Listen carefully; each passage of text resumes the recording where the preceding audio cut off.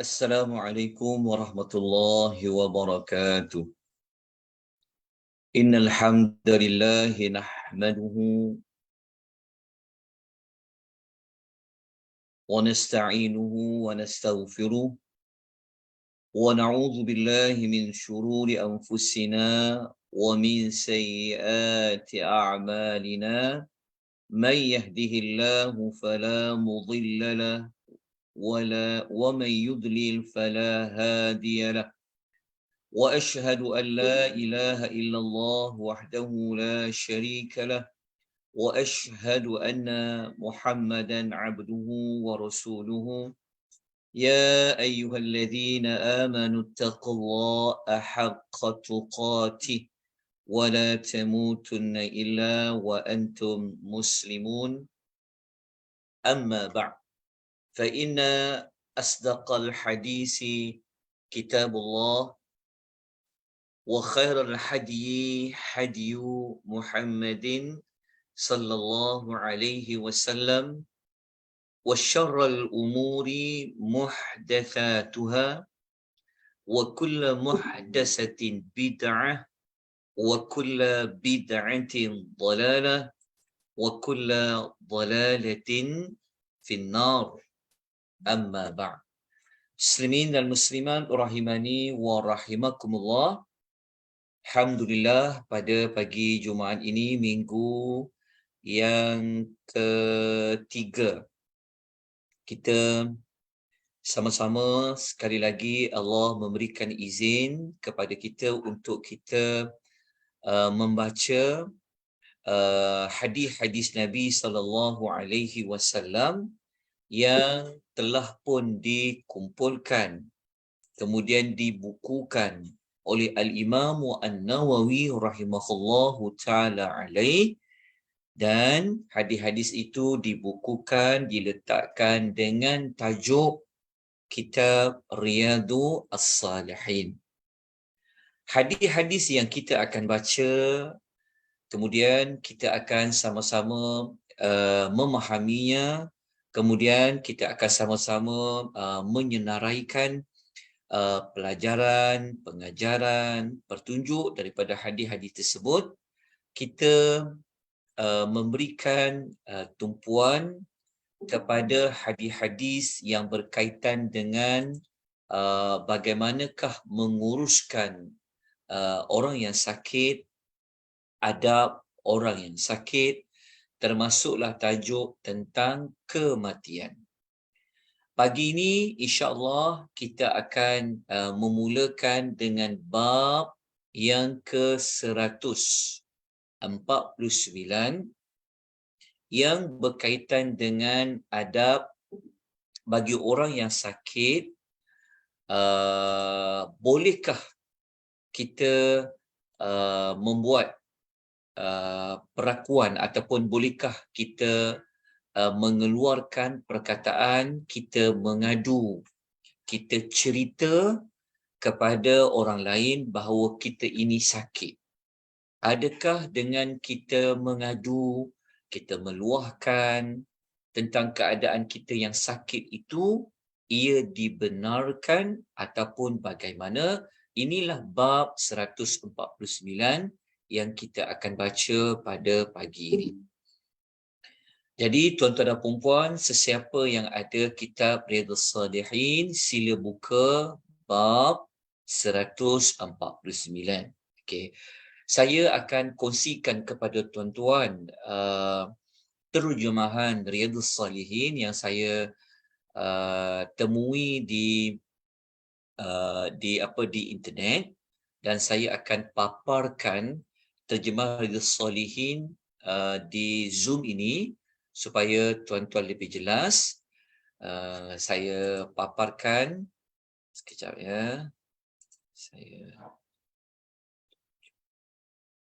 kan, okey. Tuan-tuan nampak apa yang saya paparkan, tajuknya? Okey. Nampak, Ustaz. Kalau tuan-tuan tengok tajuk yang dekat atas sekali tu, yang dekat atas sekali yang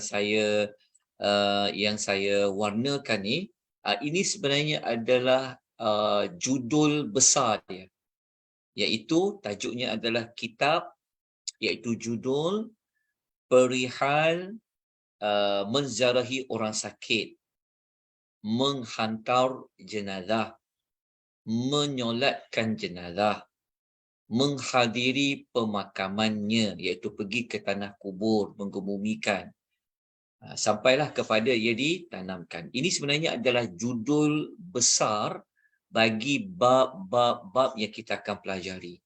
Sebab itu selepas judul besar ni, baru tuan-tuan dan puan akan menemukan dia punya judulnya. Akan tengok ya, ada bab 144, 145, 146. Jadi sepatutnya terjemahan kitab Riyadhus Salihin yang ada di pasaran ni, sepatutnya ia ada meletakkan judul besar dan ada beberapa pecahan topik pada judul tersebut. Okey, kalau kita tengok pada bab 144, meninjau ni maknanya menzari orang sakit, kita dah belajar. Bab 145, apakah ucapan doa yang boleh kita baca ketika mana kita menzari orang yang sakit. Bab 146, okey, sunnah ni kita belajar pada Jumaat yang lalu. Pada siri yang lalu, iaitu sunnah kita bertanya kepada ahli keluarga yang tahu tentang orang sakit tu, dia punya situasi dia bagaimana, keadaannya bagaimana. Kemudian pada kelas yang lalu, kita telah belajar bab yang ke-47, iaitu apakah ucapan yang diucapkan oleh orang yang macam dia bukan dia putus harapan. Apakah ucapan yang terbaik yang boleh diucapkan ketika kalau dia mengadu sakit tu. Sampai 148 kita juga telah belajar sebelum ini tentang tajuk apa?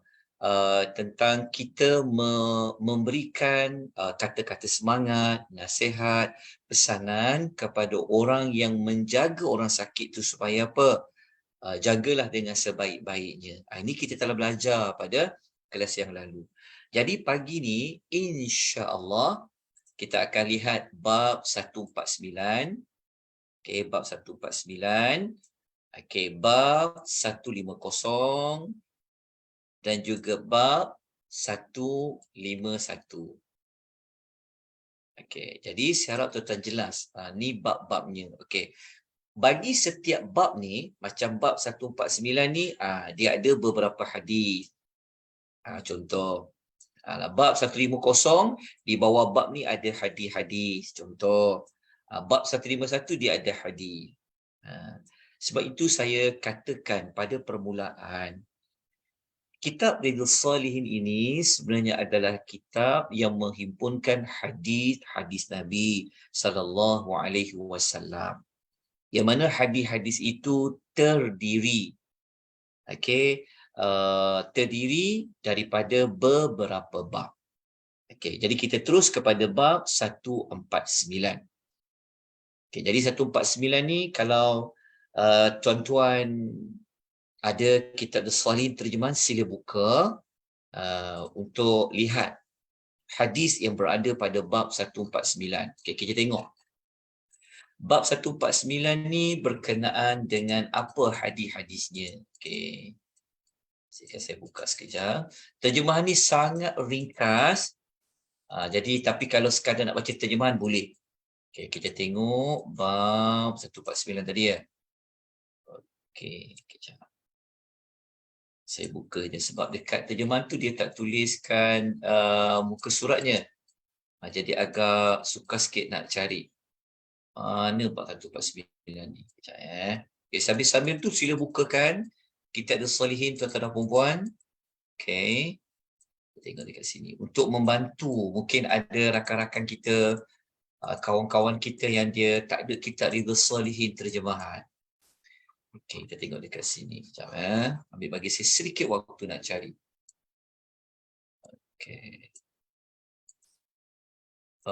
Berapa tadi? Dah jumpa sikit lagi. Kita tengok dekat sini. Okey, bab 157. Okey, satu bab apa ni? 156. Okey, sikit lagi. Allahumma salli wa sallim ala nabiyyina Muhammad. Okey, banyakkan berselawat dan salam ya pada hari Jumaat. Okey, kita tengok. Okey, okey. Jumpa ya. Okey, nampak. Okey, bab 149. Daripada bab ni pun sebenarnya telah memberikan kita pelajaran sebenarnya pada pagi ni. Kita belum baca lagi hadis tu. Tapi Al-Imam Nawawi dia telah letakkan kesimpulan ya daripada hadis-hadis yang kita akan baca tu pada judul bab tu. Macam bab 149. Okay, dia sebut tentang apa? Tengok dia punya tajuknya. Okay. Tajuknya adalah bolehnya, maknanya diharuskan seseorang yang sakit untuk dia mengatakan, okay, dia meluahkan, saya sakit ataupun sangat sakit, okay, ataupun kita kata saya rasa panas ni, macam kita kata saya demam, ataupun kita mengadu kepala kita sakit, atau kita kata kita mengadu kita kena migraine contoh, dan selainnya. Okey, Imam Nawawi kata sebenarnya boleh untuk kita luahkan pada orang lain. Okey, dia kata perkara ini tidak ada kemakruhan, tidak ada penegahan. Asalkan kita bukan nak luah tu, bukan kita nak bagi tahu tu adalah untuk menunjukkan kita marah, kita mengeluh, kita tak suka dengan kesakitan itu. Kalau kita ada niat macam nak marah, kita rasa macam mengeluh tu maksudnya kita tak boleh terima kita ni sakit ke, seperti kita tak boleh menerima takdir Allah, yang ini ditegah, dilarang untuk meluahkan kata-kata seperti aku sakit sekarang, aku sedang penat sekarang, yang tu tak dibenarkan. Tapi kalau kita tak ada niat untuk marah dan sebagainya, maka boleh untuk kita untuk kita luahkan. Itulah topik yang kita akan pelajari pada bab 149. Okey. Bab ini ada tiga hadis yang kita akan baca, lepas tu kita akan fahamkan untuk kita dapatkan pelajarannya. Okey. Hadis yang pertama. Okey, kita besarkan sikit hadisnya. Okey, terjemahan ni diterjemahkan oleh terjemahan ni dia agak macam mungkin bahasa digunakan tu agak berbeza dengan kita. Sebab terjemahan ni dibuat oleh bukan orang Malaysia yang buat, tapi terjemahan dalam bahasa Indonesia. Mungkin ejaannya, terjemahannya tu mungkin akan ada sedikit perbezaan. Namun tuan-tuan jangan bimbang, saya akan terjemahkan mengikut bahasa Melayu kita. Bahasa maksudnya dalam bahasa kita lah untuk lebih faham. Okey. Dalam terjemahan ini dia terus pergi terjemahan hadis. Okey, tidak diletakkan matan hadis itu. InsyaAllah saya akan bacakan terlebih dahulu, kemudian baru kita pergi kepada terjemahan. Okey. Sepanjang saya bacakan tu, tuan-tuan pun dah boleh terus, kalau tuan-tuan yang tiada kitab, tuan-tuan boleh terus lihat kepada di skrin Zoom ni. Ataupun tuan-tuan yang ada kitab, dia boleh dengar sambil-sambil tu dia bukalah kitab dia. Okey. Hadis yang pertama. Okey, tapi kenapa dalam kitab ni dia tulis nombor hadis 911? Maksudnya hadis yang ke-911. Okey, membawa maksud hadis yang sekarang kita nak belajar ni adalah hadis yang berada dalam kitab Riyadhus Shalihin ni, hadis yang ke-911 dah. Sebab kita sekarang sedang belajar bab yang ke-149. Bermakna bab ni, bab yang ke-149, jumlah hadis yang telah dikira daripada bab nombor 1 sampai bab ke-149 ni dah 900 hadis lebih. Itu sebab tu nombornya adalah 911. Okey. Hadis ini ia datangnya, sumber hadis ini datangnya daripada Ibnu Mas'ud radhiyallahu anhu. Okey, yang mana Ibnu Mas'ud radhiyallahu anhu dia berkata, katanya, okey, maknanya dia katalah, Allah Mas'ud dia kata, dakhaltu 'ala an-nabiy sallallahu alaihi wasallam. Dia kata, saya masuk, maksudnya aku masuk ke tempat Nabi sallallahu alaihi wasallam.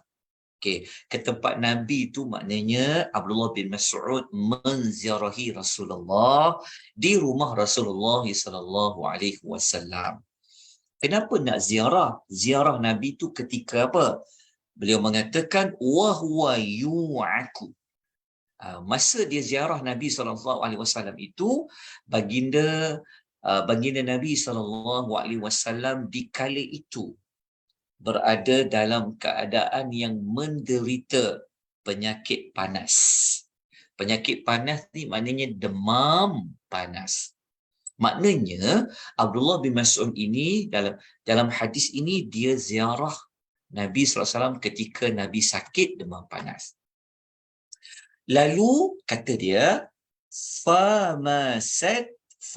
Nabi kata famasastuhu. Maksud dia kata, lalu aku pegang pada tubuh Nabi tu. Okay, maksudnya Abdullah Mas'ud, dia pegang pada tubuh Nabi tu. Okay, sebab Nabi kata, sebab masa tu Nabi demam panas. Maka Abdullah Mas'ud pegang pada tubuh pada Nabi tu, nak rasa panas Nabi tu bagaimana.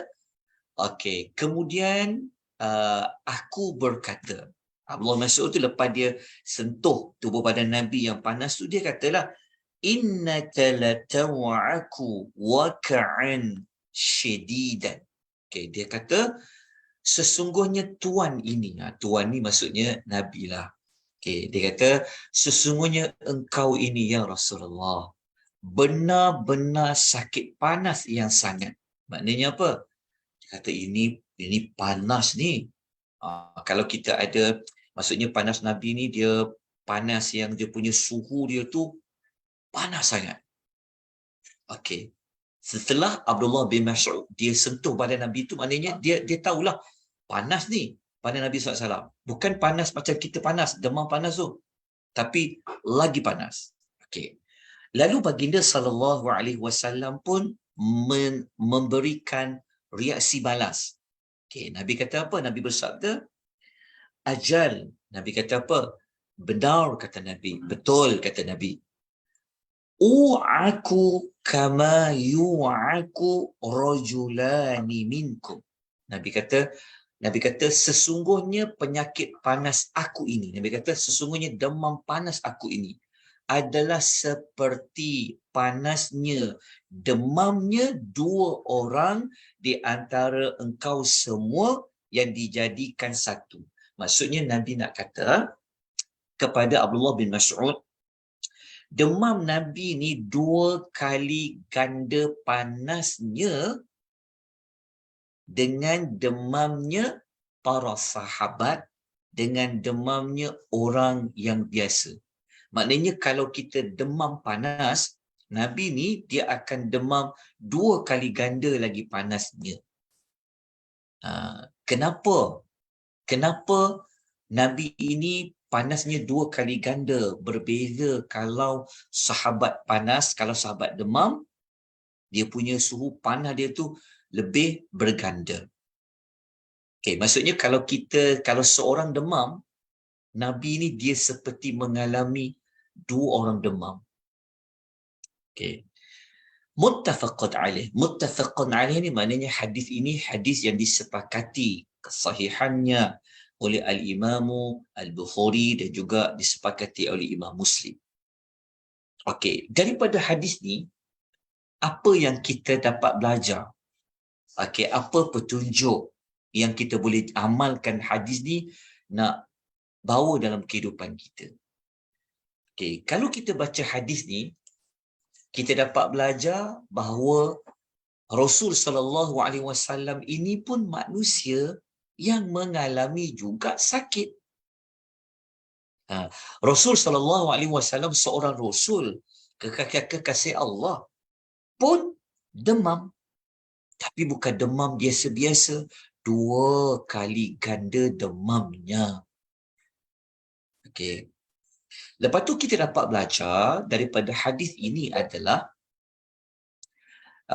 para nabi ni sebenarnya mereka ni kalau Allah uji dengan musibah, dengan kesakitan, memang para nabi ni dengan darjat mereka, dengan perbezaan iman mereka, memang mereka akan diuji dengan lebih teruk berbanding dengan orang yang bukan nabi, bukan rasul. Antara contoh ujian yang berat yang dialami oleh para nabi berbeza dengan orang yang bukan nabi seperti contoh demam ini. Okay. Pelajaran yang lain yang kita dapat belajar pada hadis ini ialah apa? Okey, kalau orang yang sakit, untuk kita ketahui macam mana keadaannya, kan?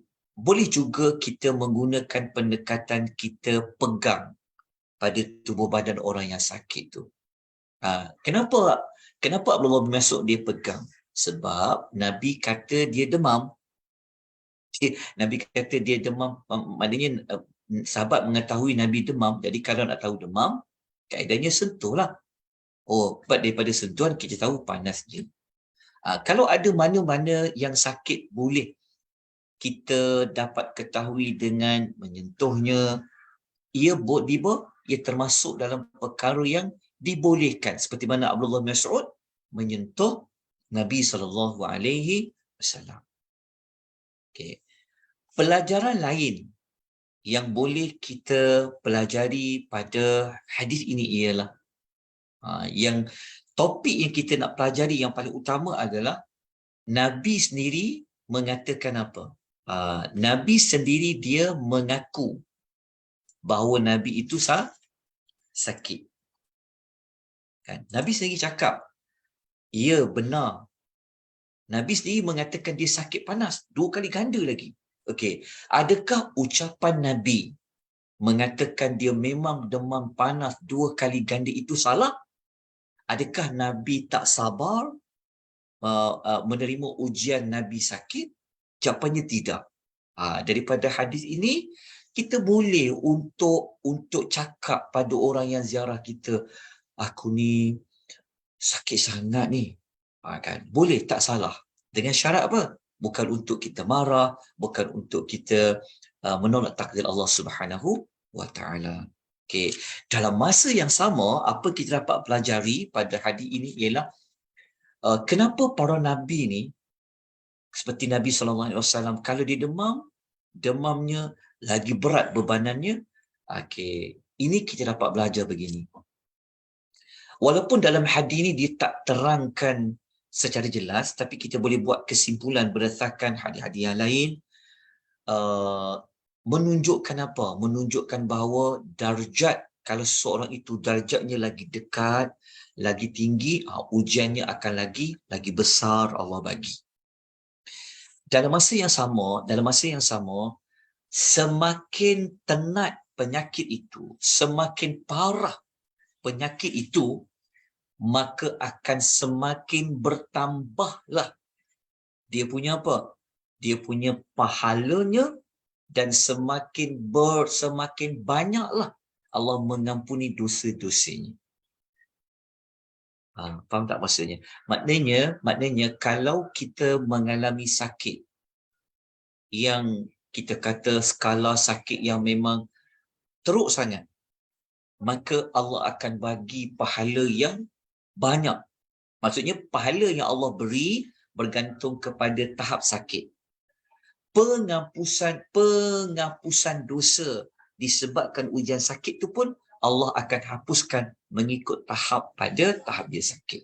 Itu pelajaran yang kita boleh ambil daripada hadis ni. Okey, setakat ni tuan-tuan dan puan-puan jelas ke apa yang saya sampaikan, tuan-tuan? Jelas, Ustaz. Okey. Kalau begitu, kita teruskan dengan hadis yang kedua. Okey. Hadis yang kedua adalah hadis yang diriwayatkan dari sumbernya Sa'ad Sa'd bin Abi Waqqas.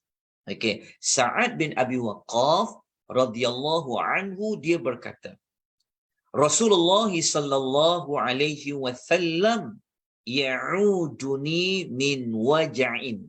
Rasulullah sallallahu alaihi wasallam datang ke tempatku untuk meninjau sewaktu aku menderita suatu penyakit yang sangat.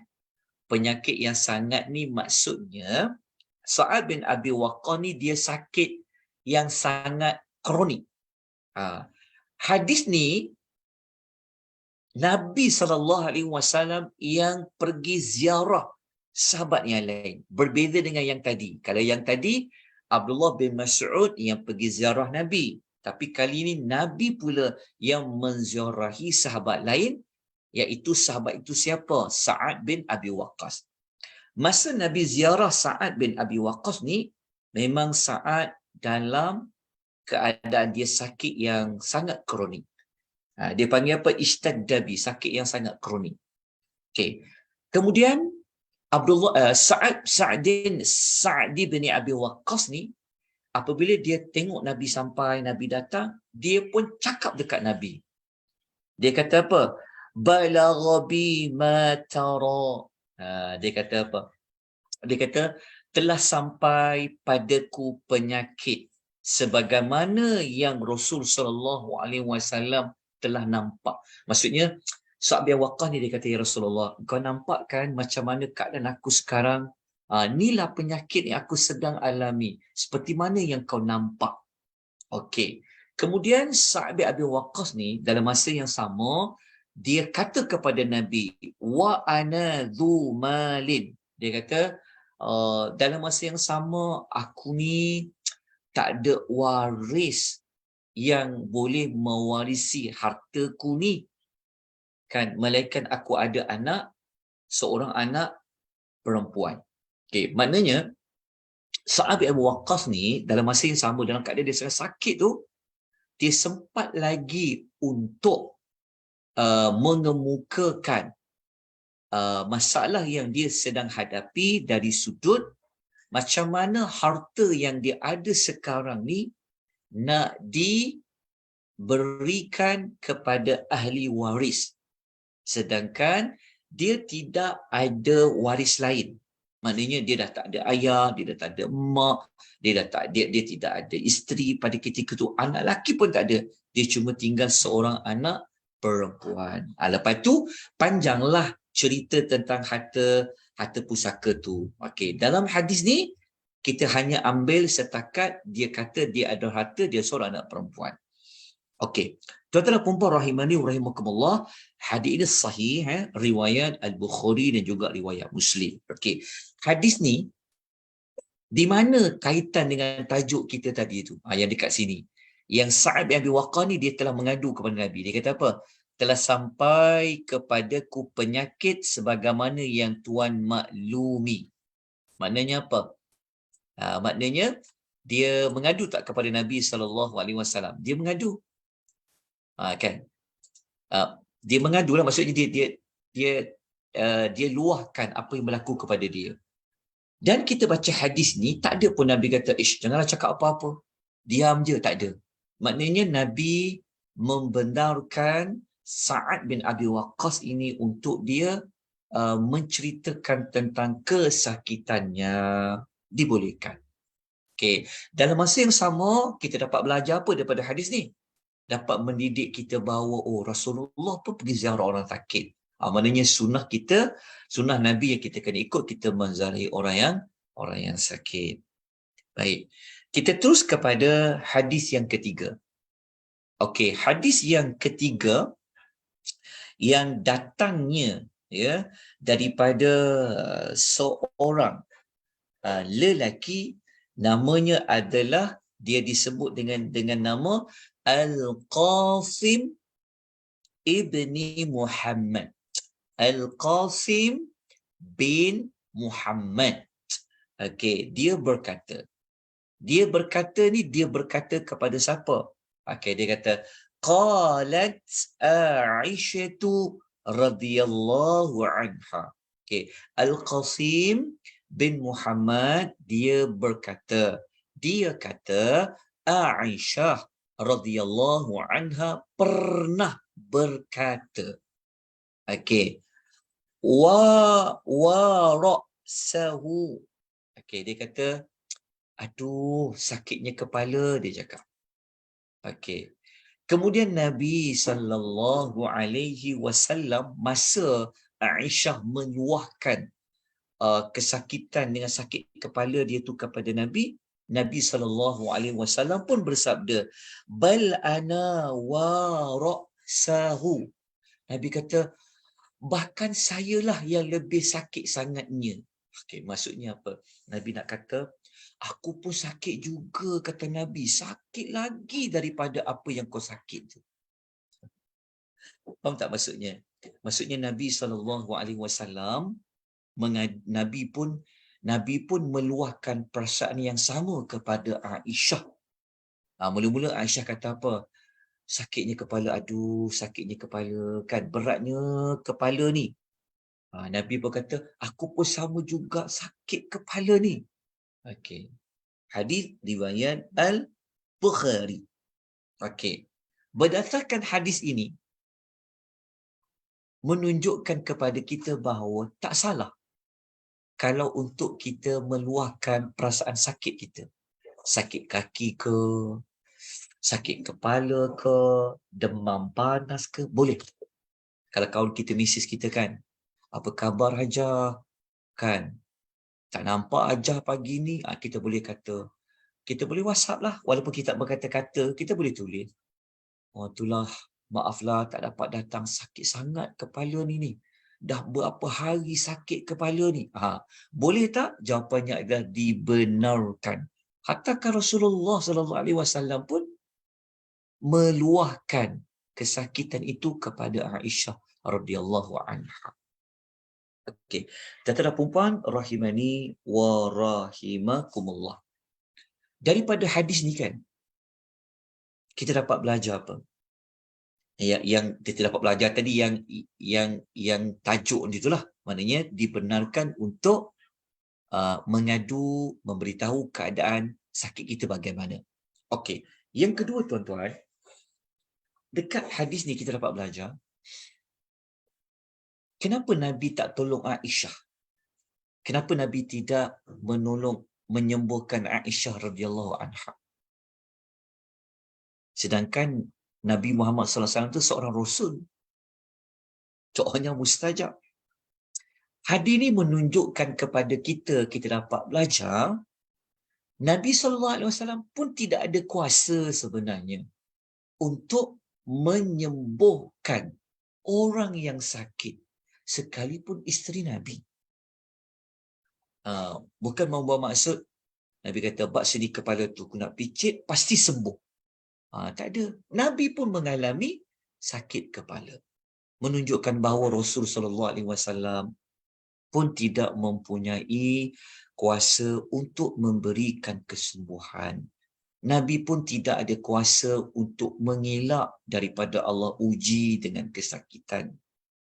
Apatah lagi kita manusia yang biasa. Okay. Pelajaran yang lain yang boleh kita belajar daripada hadis ini adalah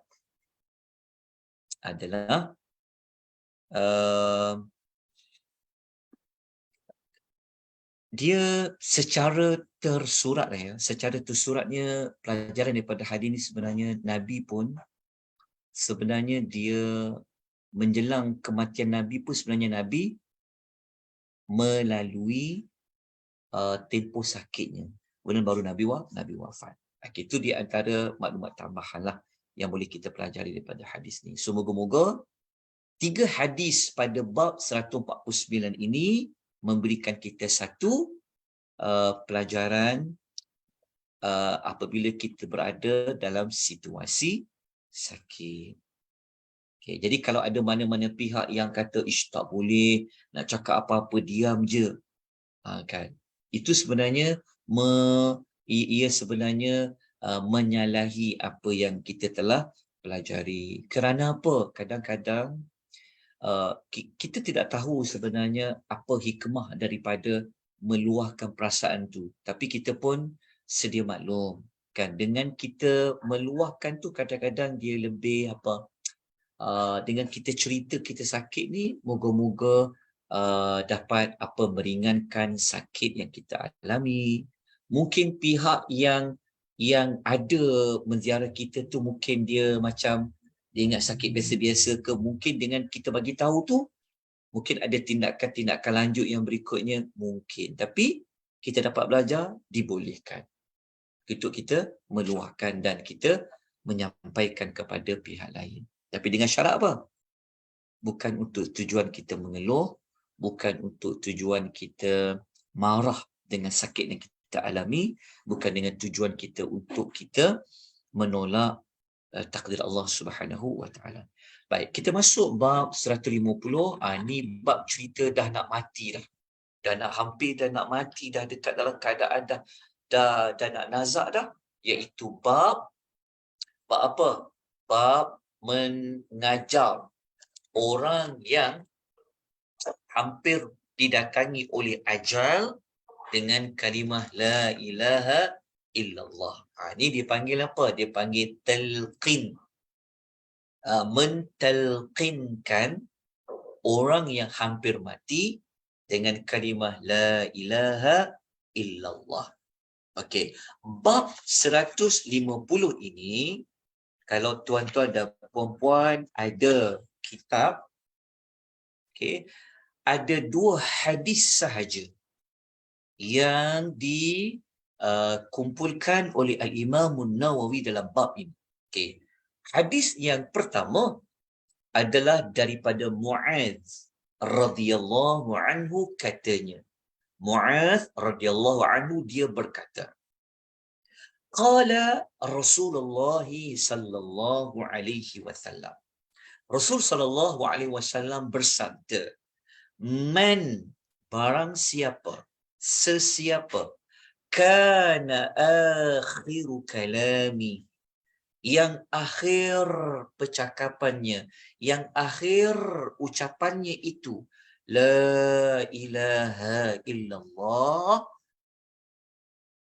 dakhalal jannah, ia akan masuk syurga.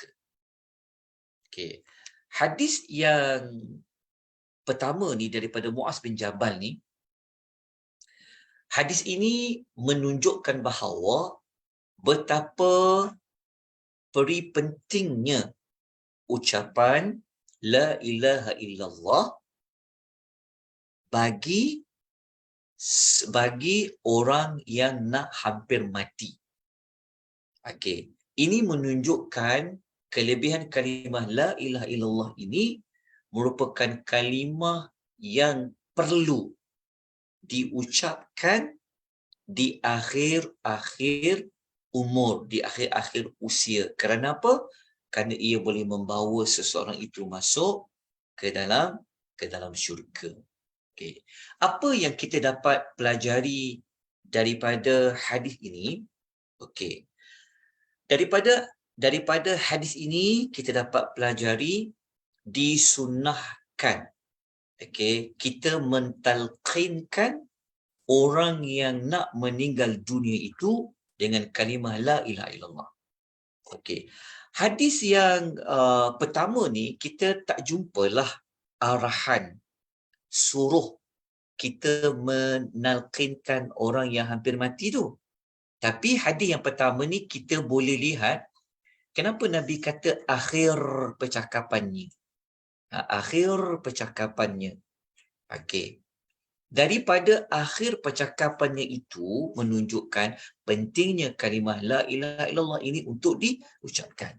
Okey, nanti dekat hadis yang kedua kita akan jumpa. Okay, kita akan jumpa arahan perintah supaya mentalqinkan orang yang hampir mati dengan ucapan kalimah la ilaha illallah. Okey, kita terus pada hadis kedua dulu. Untuk kita lengkapkan hadis yang kedua, lepas tu nanti kita akan bincang dia punya pelajaran dia. Okey, hadis yang kedua daripada kalau kita baca hadis tu wa'an Abi Sa'idil Khudri, iaitu daripada Abu Sa'id Al-Khudri radhiyallahu anhu, dia kata Rasulullah sallallahu alaihi wasallam bersabda, "Lakinu, ajarkanlah, talkinkanlah mautakum, orang yang hendak mati, orang yang dah nak mati tu, la ilaha illallah, dengan kalimah la ilaha illallah." Hadis sahih riwayat Muslim. Okey, berdasarkan kedua-dua hadis ni, kita dapat pelajari yang pertama tadi apa? Kita sunnah, kita mengajar orang yang hampir mati itu dengan kalimah la ilaha illallah. Kenapa? Supaya biar akhir perkataan dia, percakapan dia, ucapannya itu adalah kalimah la ilaha illallah. Okay. Kalau kita perincikan lagi, para ulama hadis, para ulama mengulas tentang talqinkan orang mati dengan kalimah la ilaha illallah ni, mestilah dilakukan dalam keadaan yang lembut, ya, dalam keadaan yang bukan bentuk paksa. Okey, kita kena ajar dalam keadaan yang penuh hikmah. Kenapa? Kerana kita tidak mahu dalam keadaan yang sangat genting, keadaan yang kritikal begitu, kalau kita marah-marah, kalau kita berkeras, menyebabkan nanti pihak yang diajar kalimah talqin itu akan bertindak sebaliknya. Jadi kita kena ajar dalam keadaan yang sangat berhikmah dengan lemah lembut. Okey. Lepas tu kan para ulama mereka mengatakan begini. Para ulama bincang, tulis pasal adab-adab ajaran talqin ni. Kalau pihak yang diajar tentang ucapan kalimah talqin, kalimah syahadah tu, kalimah la ilaha illallah ni, kalau pihak itu sudah ucapkan, maka kita tak perlu lagi ajar. Kenapa? Kerana Nabi cakap dalam hadis yang pertama tadi, yang akhir percakapannya. Yang akhir. Apa maksud yang akhir? Yang akhirlah, contohnya pihak yang sakit tu, dia memang kita dah dengar dia ucap kalimah syahadah, syahadu an la ilaha illallah wa syahadu anna muhammadar rasulullah, la ilaha illallah tu, maknanya yang akhir, maksudnya dah lah, kita tak perlu lagi ajar. Okay. Namun, kata para ulama, jika selepas dia cakap juga, dia dah cakap dah kalimah syahadah tadi, dia cakap dah kalimah la ilaha illallah tadi, tiba-tiba dia ada cakap perkara lain. Contohnya, mungkin dia kata, saya haus lah, saya nak minum, boleh ada tak minum masa nak minum, contoh. Ataupun dia cakap benda lain, contohnya dia tanya, mana anak-anak saya ni, dia ada tak? Contoh kan, dia dah cakap benda lain, maka elok kita ulang balik. Kita minta dia sebut kalimah la ilaha illallah. Okay, kalimah syahadah, bacalah. Tengok juga ucapan la ilaha illallah. Itu maksud akhir. Baik, tuan-tuan dan puan-puan rahimani wa rahimakumullah, kita pergi kepada pelajaran yang kedua. Okey, pelajaran yang kedua kita dapat belajar daripada hadis ini ialah sesiapa yang dia dapat ucap kalimah ilallah tu, Allah bagi nikmat apa? Allah bagi dia nikmat masuk syurga. Ni kelebihan kalimah la ilaha illallah bagi sesiapa yang dapat ucap ketika hujung umurnya.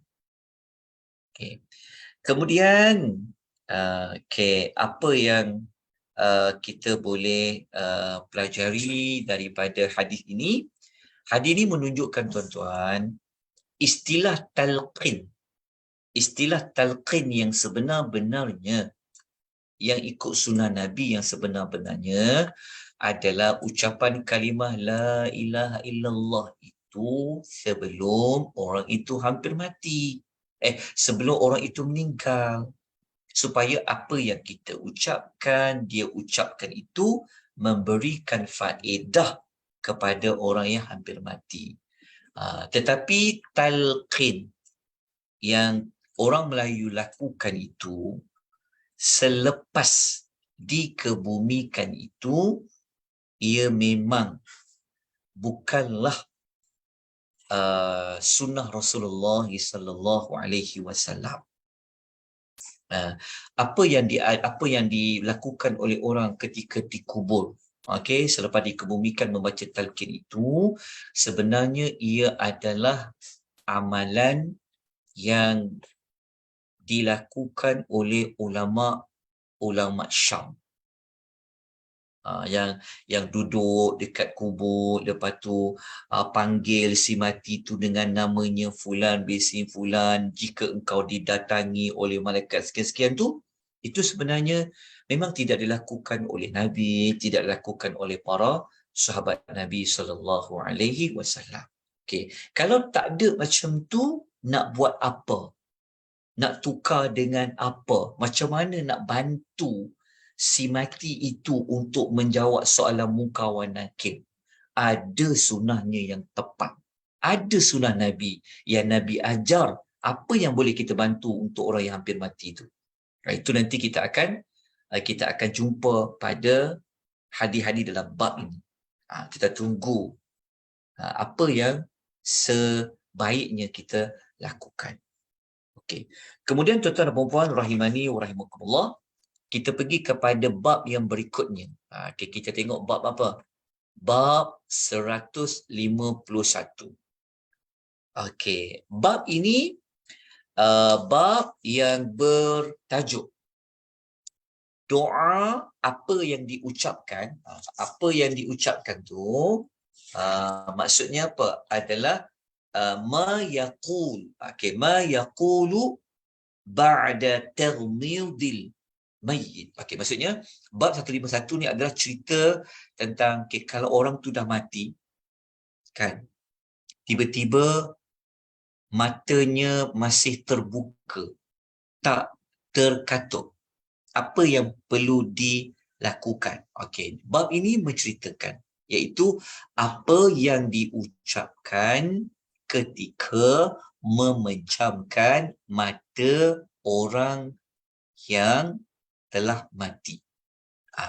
Maksudnya adalah kalau didapati ada si mati, mana-mana jenazah matanya masih terbuka, maka waktu kita nak tutup matanya kan, apa yang kita elok untuk kita ucapkan?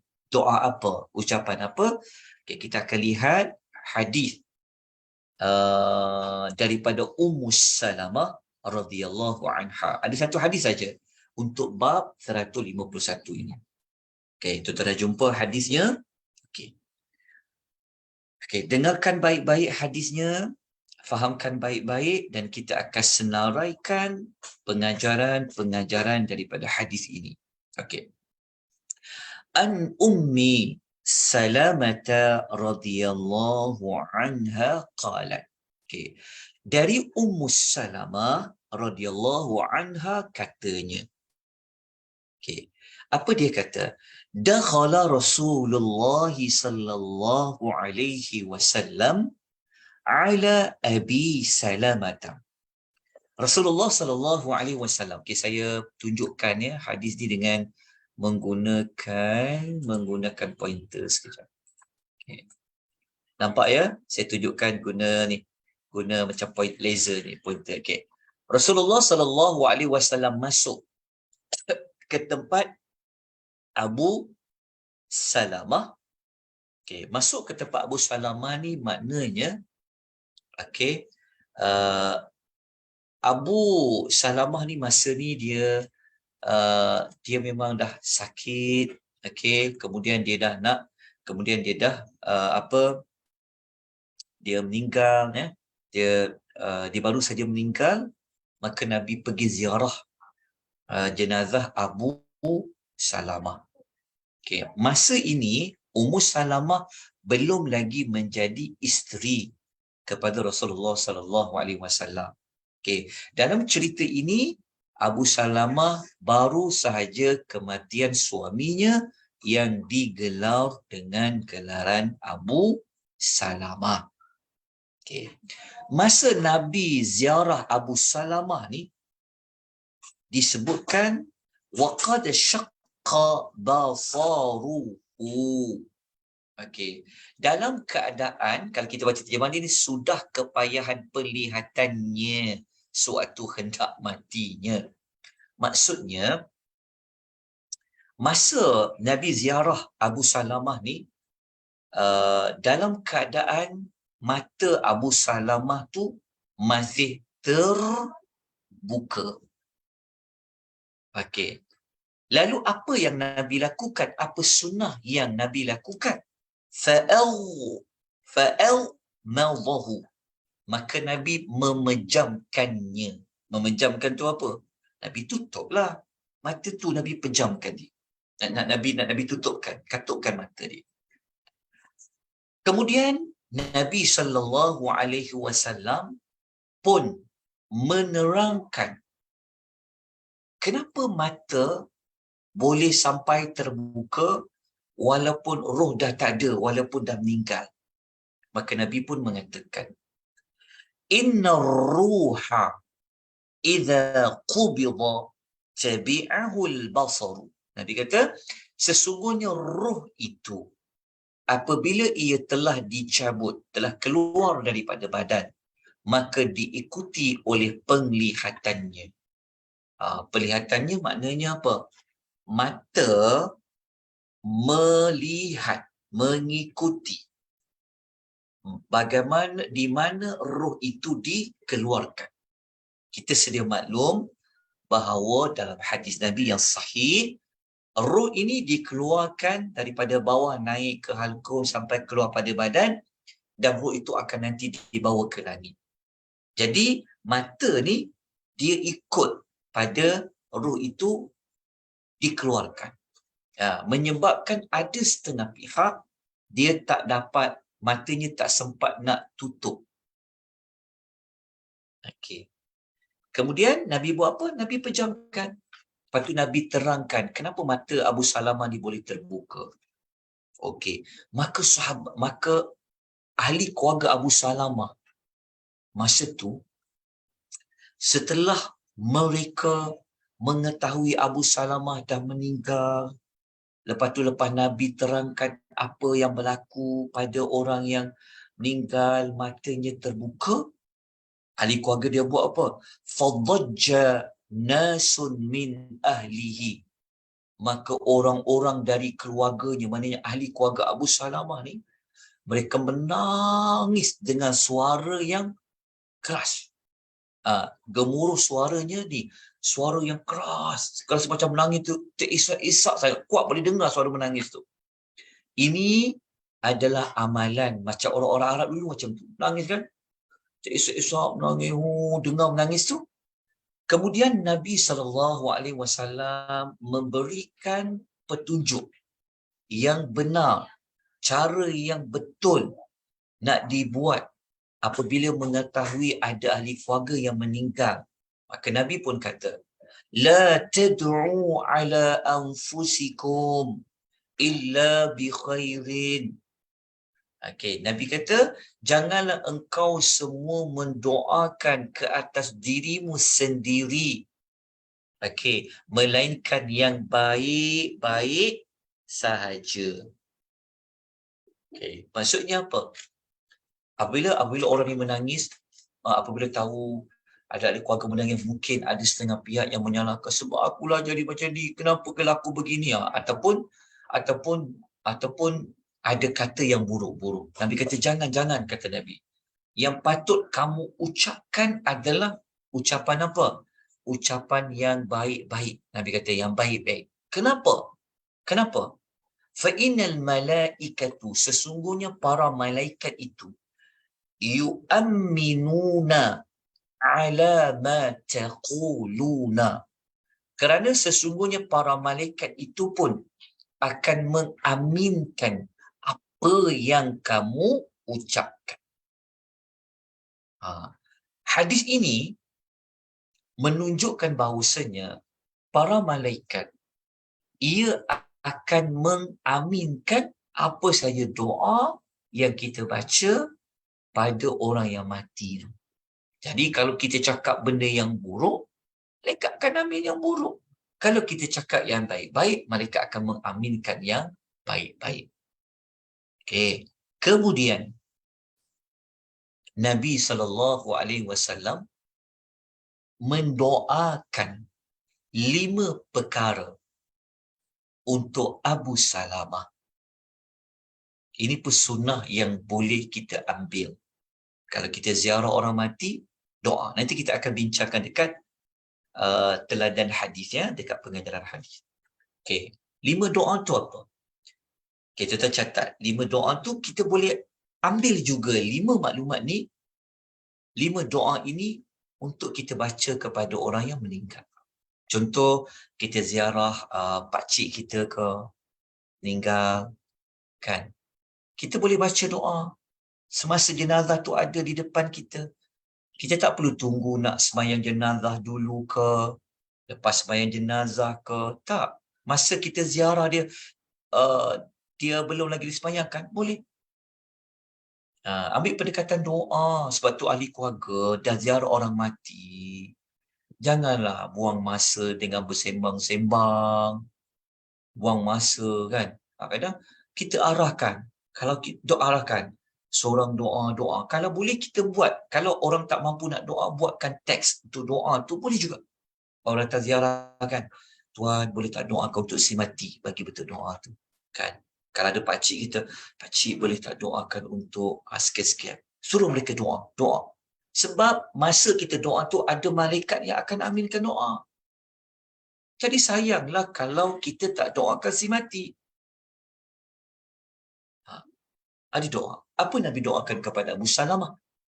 Nombor 1, Nabi kata macam ni. Nabi kata, Allahumma ghfirli li Abi Salamata. Okey. Yang pertama, Nabi doa apa? Nabi kata, sekejap ya.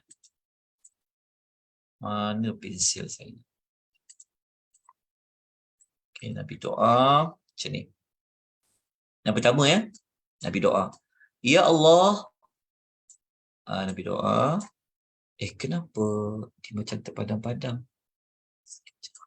Sekejap.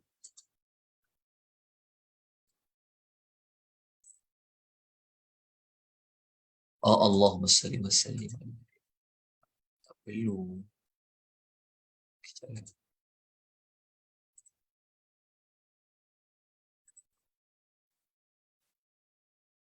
Okay, ni nombor 1, doa ni.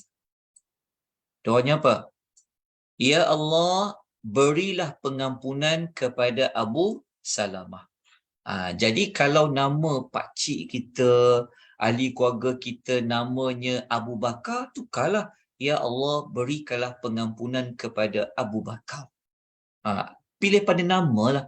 Kalau yang meninggal tu namanya adalah Maimunah, doalah, Ya Allah, berilah pengampunan kepada Maimunah.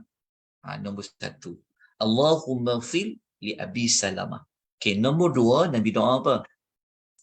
Nabi doakan, Nabi kata, warfa' darajatahu fil mahdiyina. Nabi kata, tingkatkanlah, naikkanlah darjat Abu Salamah tadi tu dalam golongan orang-orang yang mendapat petunjuk.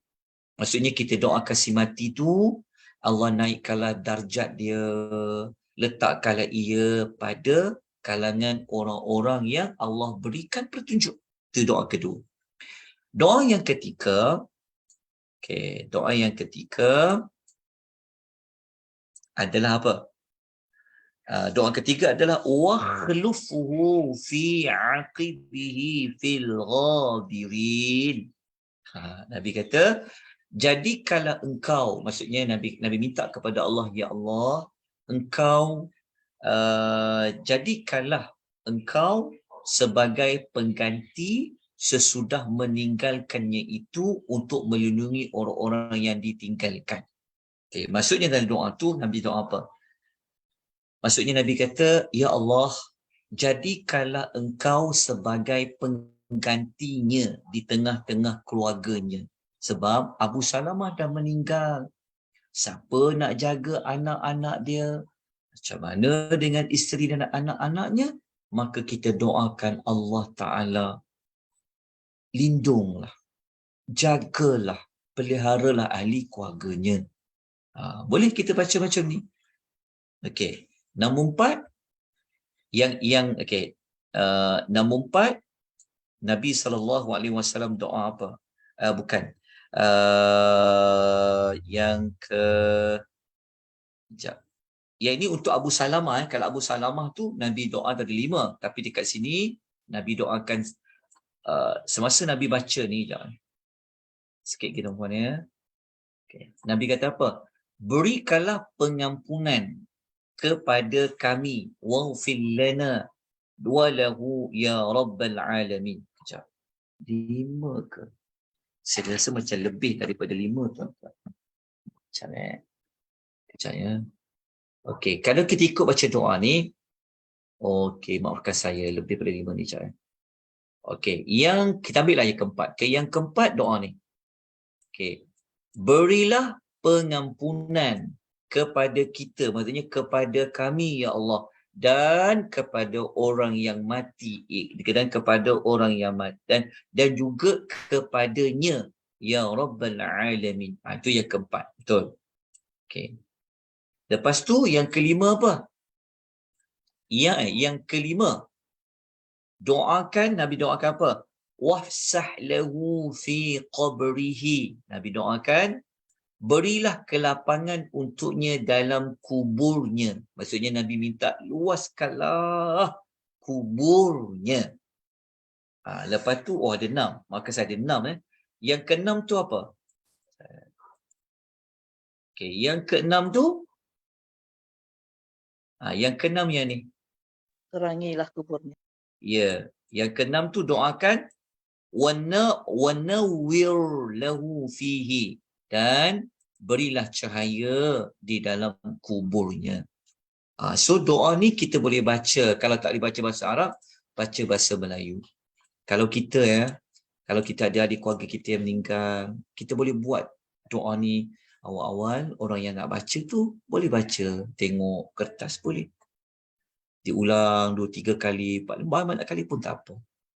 Sementara kita nak menunggu, nak disolatkan, maka buat apa kita habis masa dengan duk sembang-sembang panjang, tak ada kaitan, tak insaf. Doa. Seorang datang doa. Sedangkan ahli keluarga kita kalau datang waktu mati tu ramai. Kan selama ni susah betul nak jumpa. Tapi kalau ada ahli keluarga yang mati, orang boleh datang walaupun jauh. Jadi manfaatkan doa. Sebab orang yang datang dari jauh tu dia sebagai musafir. Doa musafir itu mustajab. Doa ketika menjaga orang mati seperti kita baca ni mustajab. Lepas tu pula kalau yang doa tu anaknya pun mustajab. Sebab kita dah pernah belajar sebelum ini tentang apa? Kita pernah pelajari sebelum ini tentang doa waktu dan tempat yang mustajab doa. Jadi itu saja hadis yang ada pada bab 151. Tapi kita kena ulang kembali dia punya pengajaran dia sedikit sebanyak pada minggu yang berikutnya. Tapi kita boleh sebut sikit lah ya pengajaran dia tadi. Okey, kita dapat belajar apa? Kalau kita tengok orang yang mati, matanya terbuka, pejamkan. Jadi sunahnya dipejamkan segera. Okey, jangan ditangguh-tangguhkan. Okey, yang kedua kita dapat belajar mata ini dia boleh mengikuti, dia akan lihat di mana roh itu dibawa. Maksudnya keluarnya roh daripada jasad diikuti oleh penglihatan mata. Jadi kalau orang matanya terbuka, janganlah cakap yang bukan-bukan ya. Itu memang pernah berlaku kepada Abu Salamah. Kemudian dalam hadis ni, kenapa Nabi minta lapangkan kubur? Kenapa Nabi minta terangnya kubur? Menunjukkan apa? Kubur ni gelap. Kubur ni sempit. Jadi untuk memastikan kuburnya luas, doa untuk dia. Untuk pastikan kuburnya tu terang, doa akan dapat cahaya. Lepas tu apa kita dapat belajar lagi? Kenapa ada malaikat mengaminkan apa yang didoakan, diucapkan oleh orang yang ada kat situ? Menunjukkan malaikat hadir, malaikat mengikuti orang yang mati. Kita duk ingat orang dia datang ziarah orang mati tu, rupanya malaikat pun ada di situ. Jadi ambil manfaat untuk mendoakan yang baik-baik. Kemudian dekat hadis ni apa kita dapat belajar? Kenapa Nabi kata jangan cakap yang bukan-bukan kepada diri kamu? Maknanya kita tak boleh ucap benda-benda yang buruk. Tambah-tambah lagi kita duduk dekat dengan orang yang meninggal dunia tu. Okey. Lepas tu apa yang kita dapat belajar lagi pada hadis ini? Kita juga boleh mengajar ya, boleh membetulkan, beri nasihat kepada waris tentang adab yang betul tentang menghadapi orang-orang yang mati. Seperti mana Nabi memberikan pesanan, memberi nasihat kepada ahli keluarga Abu Salamah radhiyallahu anhu. Selesailah bab ini. InsyaAllah bulan depan, minggu yang pertama Jumaat, kita akan masuk bab 152 insya-Allah. Ada apa-apa soalan tuan-tuan dan puan-puan? Ya Ustaz, ada banyak soalan. Okey, boleh Ustaz ya? Saya tanya soalan. Assalamualaikum Ustaz. Okey, pertama perkataan talqin tadi. Ustaz dengar saya tak? Ustaz dengar? Suara Ustaz saya tak dengar. Dengar. Boleh. Okey. Okey, talqin. Talqin tadi bermakna ajarkanlah. Dan ianya patut dilakukan sebelum seseorang itu meninggal. Betul Ustaz ya? Maknanya ajarkanlah. Jadi sebutan kita semasa dikubur, kita kata tengah baca apa? Tengah baca talqin. Salah lah kan Ustaz? Sebab itu orang dah meninggal.